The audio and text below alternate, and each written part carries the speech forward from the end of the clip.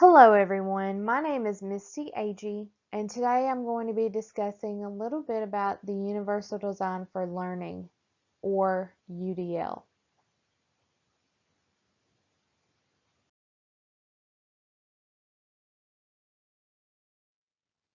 What is UDL? UDL is defined as curriculum and instruction that include alternatives to make learning accessible and appropriate for individuals with different backgrounds, learning preferences, abilities, and disabilities, and widely varied learning contexts.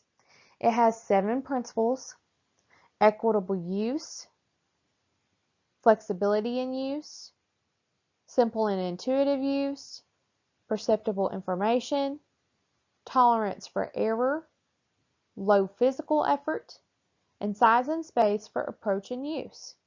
Also, as I've mentioned, it's flexible, but it's also easily acceptable to those with disabilities or even those that, might be gifted and talented as well.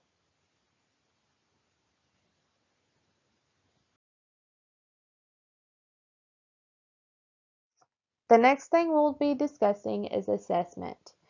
It's very, very important with UDL to know how your students learn, your student strengths and preferences, and how do we get there? How do we know this? Well, we review school records for testing information. We look at their informal and formal assessments. We also look at applying their inventories. And we also look for norm reference tests and criterion reference tests as well.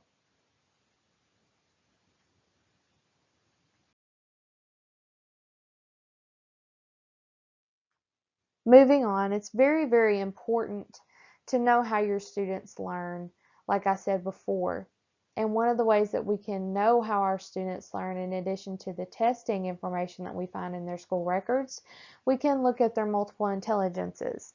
There's verbal linguistic, logical mathematical, musical rhythmic, bodily kinesthetic, visual spatial, interpersonal, intrapersonal, and naturalist. Not every student is the same, and this is wonderful. This is great. It means they're unique, but it also means that all students don't learn the same way. So as a teacher, you need to use that to your advantage, knowing their multiple intelligences. That way you can teach them the way that they know how to learn.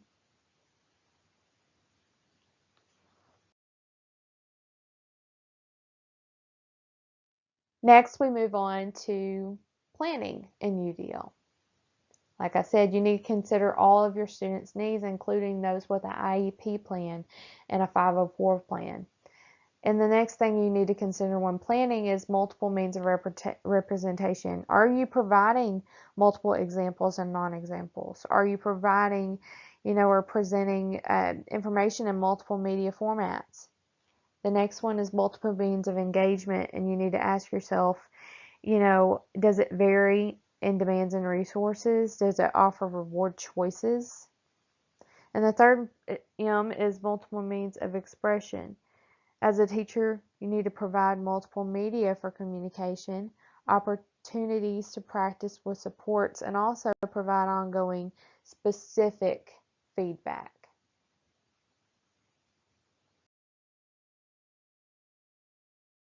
We will be discussing differentiated instruction, or DI.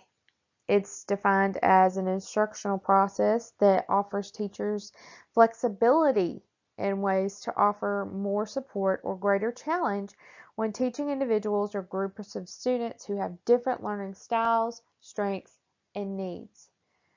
It emphasizes a multi-tiered system of support in addition, and also the benefits are wonderful, and they include um, it maximizes learners to receive, engage in, and respond to skills and objectives.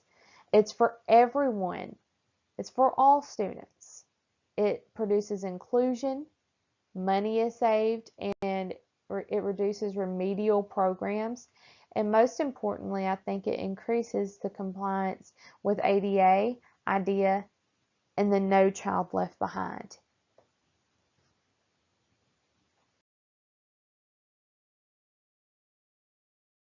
Last, I'll be discussing curriculum design principles. One of the first things that you need to begin with UDL curriculum design principles is the big ideas. Don't focus on the small ideas. Focus on the big ideas. And move on from there with strategic integration, prompt background knowledge, conspicuous strategies, mediated scaffolding, and judicious review. This concludes my PowerPoint presentation. I really hope that everyone has enjoyed learning more about UDL and what it means in the classroom. Thank you very much.